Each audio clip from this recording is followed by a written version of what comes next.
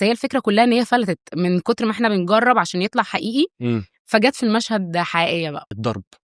الضرب حقيقي في المسلسل. لا اسماء طلعت قالت ان هي ما ضربتش حقيقي، واكشلي انا مصدقها، لان كمان احمد ما كانش عايز يضرب. يعني احنا كنا بنعمل المشهد، قلت له طب ممكن نعمل المشهد بعد اذنك حقيقي وتضرب، هو رفض تمام.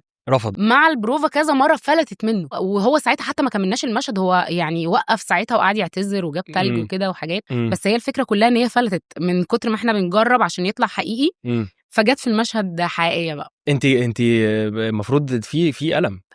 هو جه حقيقي. يعني انت حصل هو اللي اتاخد حقيقي. بس هو اتعاد كذا، يعني كل اللي قبله كنا بنجربه ان هو ما يطلعش حقيقي. بس انا كنت قريبه منه قوي في المشهد ده، فايديه فلتت. طب بعيدا عن رفض احمد مجدي، في ناس بترفض انها تتضرب على فكره، يعني يقول لك لا ده مشهد انا مش هقدر، تعال نجيبه ونتحايل على الكاميرا بتاع. انت عندك الحته دي ولا يلا بينا عادي؟ لا انا يلا بينا يلا بينا. يعني طب هو انا بحب احس المشاعر الحقيقيه دي عشان يطلع الرياكشن صادق جدا.